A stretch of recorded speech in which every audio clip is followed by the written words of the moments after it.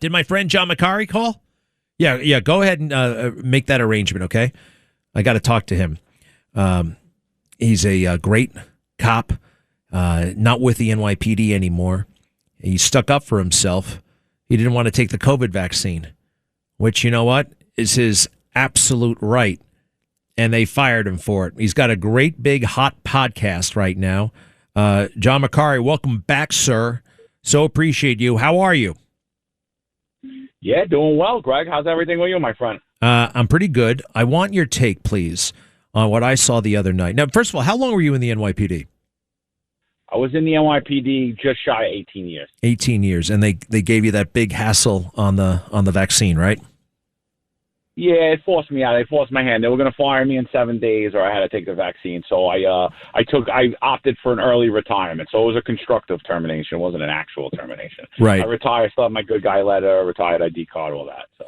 Well, good for you. But you're uniquely positioned to, with your skill and the recent time you had in the NYPD. Look, I was appalled by what happened the other night in Times Square. School buses set ablaze, mobs just all over the place on 8th Avenue, 9th Avenue, taking over the streets. And I think this is a failure, and it's totally attributable to Jessica Tisch, the police commissioner, almost to a lesser extent the mayor. We knew he was a bum. We knew he was okay with this stuff. Just your take, please, on Saturday night. Yeah, I mean, listen, it was obviously expected. You had 4 nights of riots after every Knicks finals game, even the finals games that were in San Antonio. So it was obviously expected. I was hoping they would have a much better posture for Game 5, and it turned out they didn't. They notified every cop. They pulled all the cops in, and 5 times in a row, the cops felt like they had no direction. There was no clear leadership. And then basically what happened is they surrounded Madison Square Garden. They made a safe zone around the garden, and they let all of the outskirts of New York City basically deal with themselves. So if you were lucky enough to be in an area where people weren't looting, rioting, beating people up, burning buses, pulling people out of vehicles, smashing cab drivers, then you were okay. But if you were in those areas, you were left on your own. If, God forbid, you needed to call 911 for anything, ambulances couldn't even get to you. Fire trucks couldn't get to people. EMS couldn't get to people. And I agree with you. It's a failure on Jessica Tisch, but I also hold the mayor responsible because this is the type of posture he said that he wanted. He didn't want a strong protest posture. He wants the NYPD to be in a hands-off position. He's funding almost near $1 billion to these organizations for violence interrupters and for his Department of Community Safety. Yet I didn't see them out there that night. Call 911. Are they showing up? You know, I ought to start one of those community violence interrupter groups. Make a little cash. It's such a scam. Throw out some T-shirts and count the money.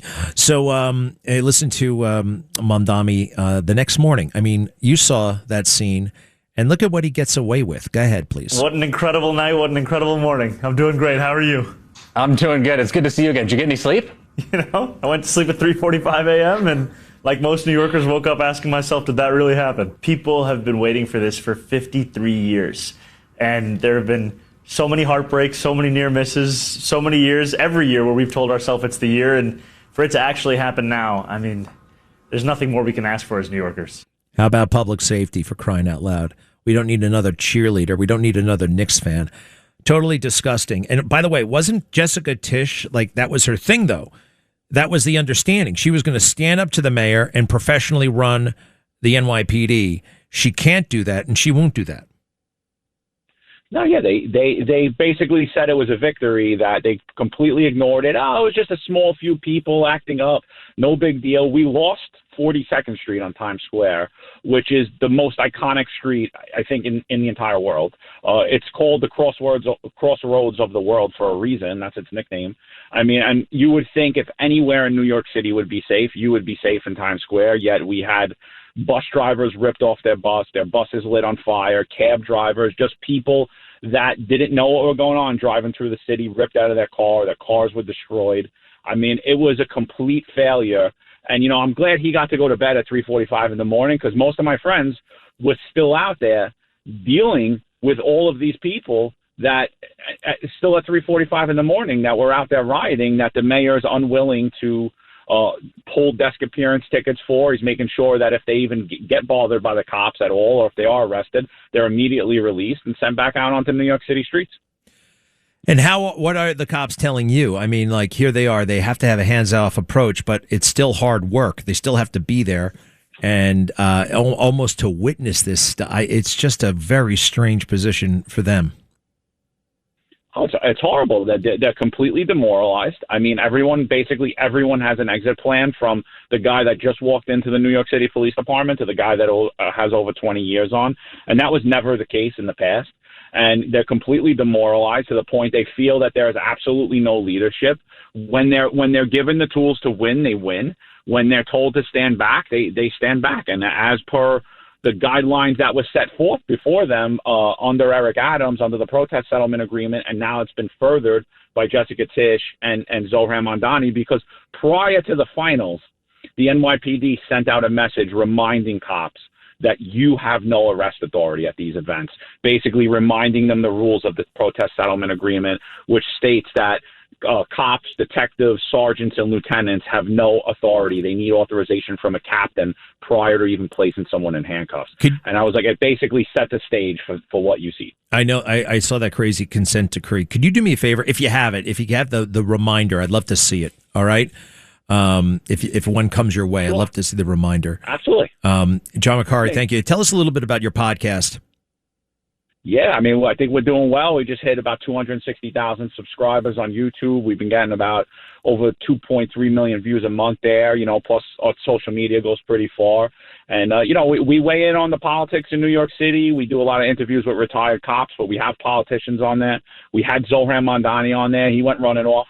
What do you mean he went running off? It's been popular.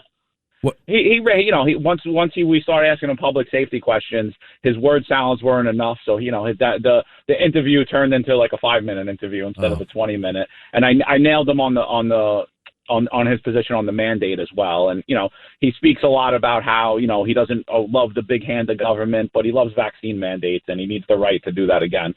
So he didn't last too long on the show, but. I call your show to myself, John Macari. What is the formal name of the show that people put in the search window? It's on my favorite, so I go. What is it? It's at The Finest Unfiltered. New York's Finest Retired and Unfiltered podcast is the long name, but it's The Finest Unfiltered. If you Google that, it'll come up. Our website, YouTube channel. We're on Spotify, Apple, anywhere you watch or listen to podcasts. All right, awesome. The Finest Unfiltered. John Macari, we so appreciate it. Thank you very much.